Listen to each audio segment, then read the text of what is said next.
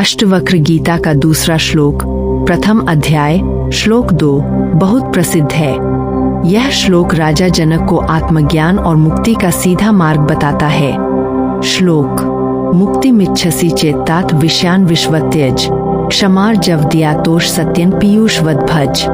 सरल हिंदी अर्थ: हे पुत्र जनक, अगर तुम मुक्ति चाहते हो तो इंद्रियों के विषयों, भोग विलास, लालसा, आसक्ति को झर की तरह त्याग दो और क्षमा, सरलता, दया, संतोष और सत्य, इन गुणों को अमृत की तरह अपनाओ। अब इसे एकदम गहराई से समझते हैं। यह श्लोक 2 हिस्सों में बंटा है।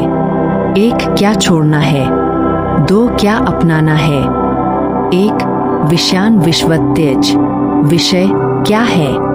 विषय मतलब आँखों का सुख, कानों का सुख, स्वाद, शरीर का आराम, पैसा, प्रसिद्धि, वासना, लालच, दूसरों से तुलना, अहंकार, ये सब मन को बाहर की तरफ दौड़ाते हैं। विश्वत, झर की तरह। अष्टावक्र जी यह नहीं कह रहे कि संसार छोड़ दो, वे कह रहे हैं इन चीजों में ऐसा मत फंसो कि तुम्हारी शांति खत्म हो जाए। जैसे थोड़ा स्वाद अच्छा है लेकिन लालच बीमारी बन जाता है। पैसा जरूरी है लेकिन पैसा ही पहचान बन जाए तो दुख शुरू होता है। लगाव अच्छा है लेकिन आसक्ति दर्द देती है। इसलिए विषय खुद समस्या नहीं है, उनसे चिपक जाना समस्या है। क्यों कहा झर जैसा? क्योंकि झर शुरू में मीठा लग सकता है लेकिन अंत में नष्ट करता है। वैसे ही क्रोध पहले ताकत लगता है, बाद में संबंध तोड़ता है। वासना पहले सुख देती है, बाद में बेचैनी। लालच पहले फायदा लगता है, बाद में डर। अहंकार पहले बड़ा बनाता है, अंदर से खाली कर देता है। 2 क्षमा। क्षमा का मतलब क्या? दूसरों को माफ करना ही नहीं बल्कि खुद को भी माफ करना, पुराने दुख छोड़ना, मन में बदला न रखना। जिसके अंदर क्षमा नहीं उसका मन हमेशा जलता रहता है और जला हुआ मन ध्यान नहीं कर सकता।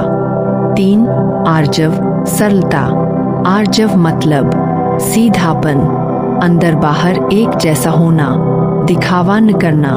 आज इंसान बाहर कुछ और अंदर कुछ और होता है, यही मानसिक तनाव का कारण है। अष्टावक्र कहते हैं नकली मत बनो, जो हो वैसे रहो। 4 दया।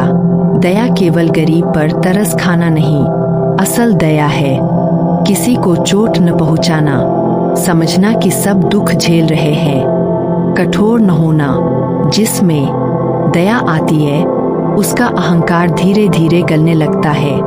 5 तोष, संतोष। संतोष का मतलब आलस नहीं, मतलब जो है उसमें भी शांति। आज का मन हमेशा कहता है और चाहिए, थोड़ा और, फिर खुश होंगे, लेकिन फिर कभी नहीं आता।